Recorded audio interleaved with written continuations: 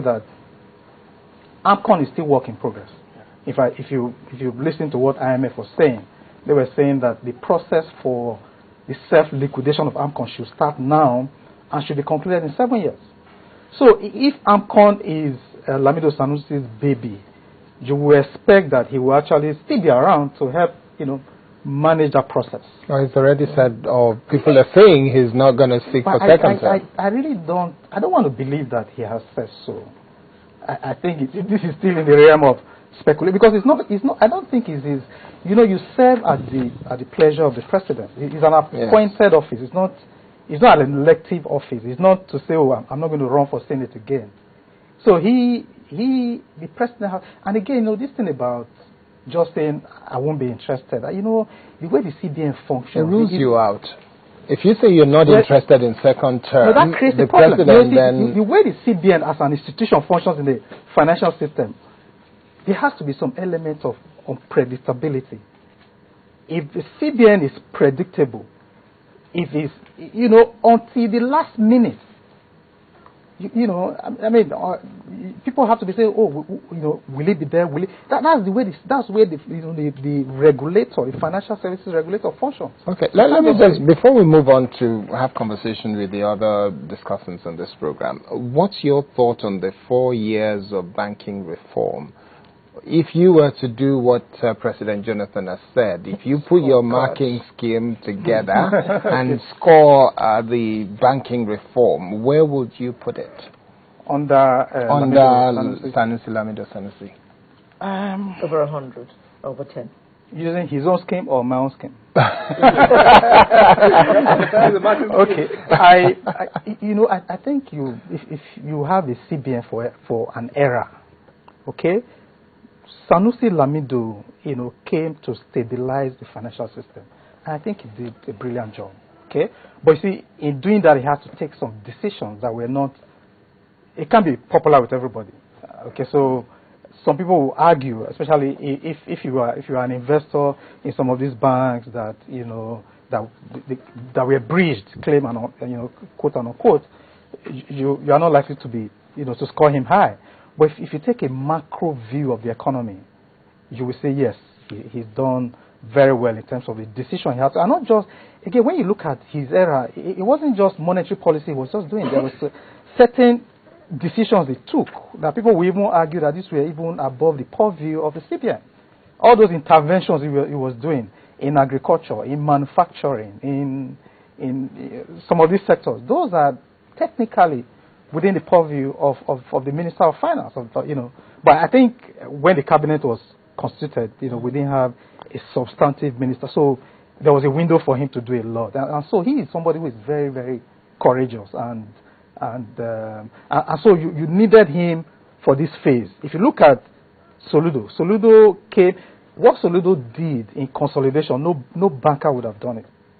There's no way a banker will raise minimum capitalization from 2 billion to 25 billion. He can't do it. However, Soludo would not have been able to function or achieve what Lamido Sanusi has achieved, because Lamido was a banker. He knows where all the dead bodies are buried. So he knew what. So an academic cannot function now. Okay. So you have to always have a CBN for an era. Okay. I think I want to add one or two things. I think what you said about central bank and the intervention funds.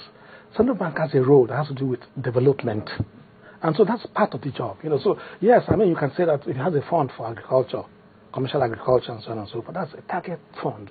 Central bank has the responsibility as part of its mandate. He was the director of central bank to develop this economy. So that's part of it. Now we go to the stability of banks. The fact on ground, reality is that no bank has failed in this country today. If you go back to, like you did say, you go back to 2004. Consolidation collapsed the banks from 89 to 25, then to 24. No bank has failed. Even, in fact, you can go as far as to say that depositors have not lost their money. This is very important for us to emphasize. Look at what happened internationally. Okay. So the banks are stable. Okay. Then let's go to electronic banking, because that's one of the things that's attributed to him. In a country that hardly has power, there's minimal internet access. How would you assess electronic banking? think it has been very successful. Very. Very successful. Okay. There are challenges that are there, but it has been very successful. You see, because when you talk about this electronic banking, it actually also has a link to the cashless policy, which we spoke about earlier. Yes. Now, it is possible for you to be here in Lagos, and you can send money to somebody in Maiduguri, or somebody in Calabar, or somebody in Port Harcourt. It's also possible for you to deposit money here in Lagos, and then somebody tells you, yes, I've gotten the money. For those of us who were usually having problems sending money to our children who were in higher institutions, now that phase is out. Okay? Because without electronic banking, it would be possible for you as a trader to, anytime you wanted to move, you would have either gone with maybe sacks of currency somewhere, but today you don't have to do that anymore, and you have access to this. The challenges that are there, which we mentioned, power could be there, but even that one, we can see we have seen improvement in that area.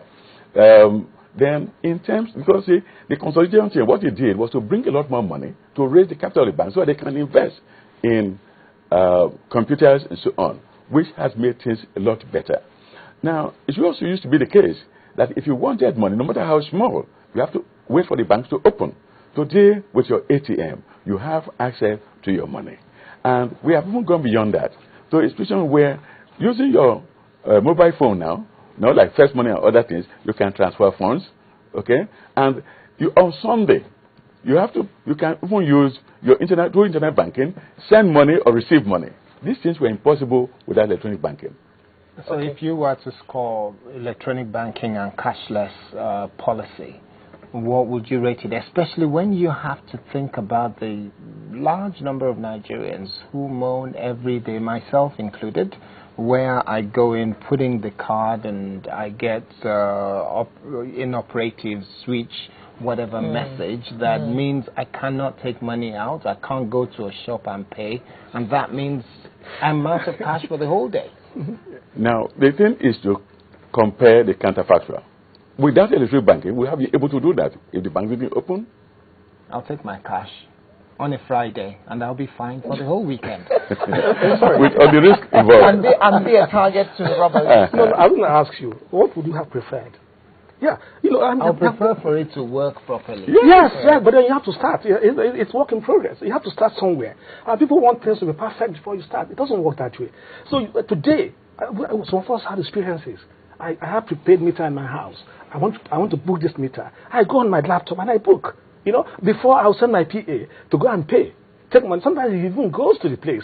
Even where they have online there's no network. There are challenges. We're not saying that, nobody's saying that it's perfect. But we're saying that you can't say because there are challenges, then you won't try. Well, in the process of trying, you improve, and you begin to have, Nigeria cannot live in isolation. We have to move with the rest of the world. Yes. Okay, we have to close now, so I'd like to just take your last word on this. Sanusi, 4 years of banking reforms. I think that it has been a remarkable period. A lot of sanity has been brought into banking. And I also believe that there should be continuity. It would be very wonderful if he continues as governor, but even if he's not, we should have somebody who will build on what he has done.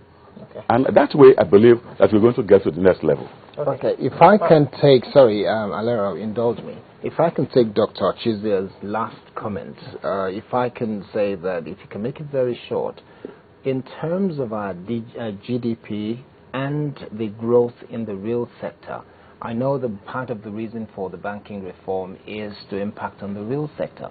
Do you think there's any level of success in that area?